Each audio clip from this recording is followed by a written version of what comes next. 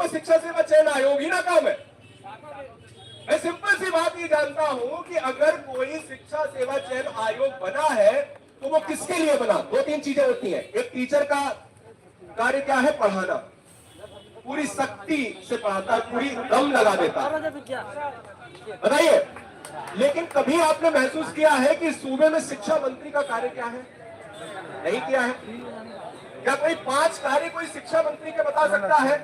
नहीं बता सकता है। मैंने कहा क्या है भाई, शिक्षक भर्ती सरकारी विद्यालय में क्यों नहीं आ रही? तो बोले कि सरकारी विद्यालय में रेशियो कम है। यही बुनियादी स्ट्रक्चर को आप सही क्यों आप विद्यालय पर लगा क्यों आप एक चीज पर तालियां चाहूंगा, उत्तर प्रदेश में यदि नामांकन बढ़ाना है, योगी सरकार तक यह आवाज जानी चाहिए। उत्तर प्रदेश में यदि सरकारी विद्यालय की साख बचाना है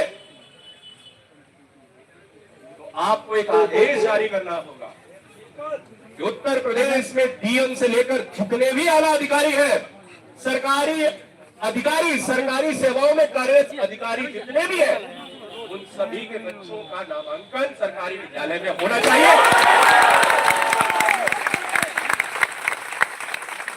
एक महीना नहीं लगेगा कि आपको नए विद्यालय, 1 लाख नए विद्यालय उसका बोले सर इसका क्या मतलब है? बहुत सारे लोग कहेंगे, अगर कोई भी अनुभवी अध्यापक भी यहाँ पे खड़ा होकर बोलेगा तो वो यही बोलेगा कि क्या आपके बच्चे जाएंगे? क्या आपके बच्चे पढ़ते हैं? अरे अगर उधर से एक आदेश आएगा तो इससे क्या होगा? इससे बच्चे रुचि लेंगे, एक मैसेज जाएगा कि हाँ ये है। आजकल गरीब तबके का व्यक्ति भी अपने बच्चों को सरकारी विद्यालय में पढ़ाने से बचता है, कहता है कि हम नहीं पढ़ाएंगे क्योंकि दशा ही ऐसी है। आप कितना भी स्ट्रक्चर उसको सही कर लीजिए, मुझे लगता है कि प्राइवेट विद्यालय से बेहतर सुविधाएं आप दे दो, देखिए कैसे नहीं नामांकन बनता, देखिए कैसे। बताइए अगर मैं गलत कह रहा हूँ। मुझे लगता है कि इन चीजों पर विचार करना चाहिए और विद्यालय को बंद करने के बजाय नए विद्यालय को खोलना चाहिए। नामांकन बढ़ेगा, शिक्षक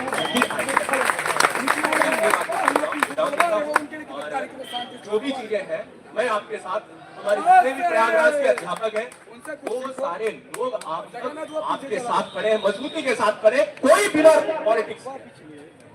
हम सारे अध्यापक देखो, आप भी अध्यापक, आप अध्यापक कैसे हो पता है क्या? आपके अंदर इतना ईगो है कि आप बैठते नहीं हो, इसलिए मुझे लगता है कि आप मेरे से भी बड़े अध्यापक। मैं आपका बड़ा सम्मान करता हूँ। हम जितने भी अध्यापक का वो है वो सब आपके साथ, बिना किसी पॉलिटिक्स, बिना किसी चीज। आप ये कह दोगे कि यहाँ धूप में खड़े हो जाओ, मैं खड़ा शिक्षक बताओ, तो मैं आपके साथ हूँ, यही चीज आप जान लो और अपनी बातों को ध्यान देता हूँ। आरपी सर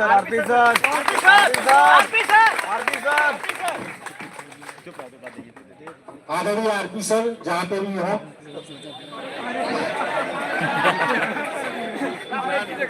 बिल्कुल जो है आरपी सर को माइक पहुंचा दीजिए और जो है आरपी सर अब आप लोगों को संबोधित करेंगे। आरपी सर, अरे सर वाइगोस्की समझाइए, वाइगोस्की सर खान डाइक। मुझे लग रहा है रोहित सर बोल रहे थे और उनकी बात पूरी नहीं हो पाई थी, तो एक अतिथि होने के नाते मैं चाहूंगा कि नहीं मैं चाहूंगा कि आप बोले। ये माइक का रोहित सर के पास किया जाता है।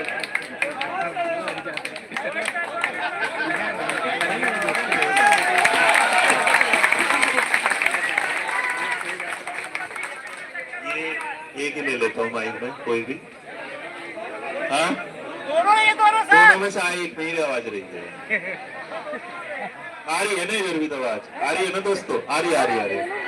देखो एक बहुत बढ़िया परिचय है ये अध्यापक के एक तरफ से। उधर रवि सर ने माइक दिया आरपी सर को, आरपी सर ने दिया माइक मुझे।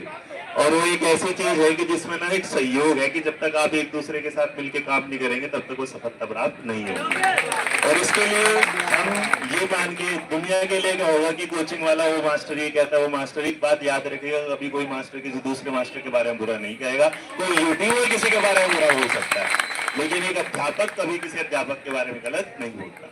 और एक वो बड़ी प्यारी सी गजल की लाइन थी, ध्यान से सुनिएगा, अगर महोदय भी सुन ले, कि वो जो पर्दे के पीछे मसीहा थे, कि वो पर्दे के पीछे जो मसीहा थे, दुनिया में क्या थे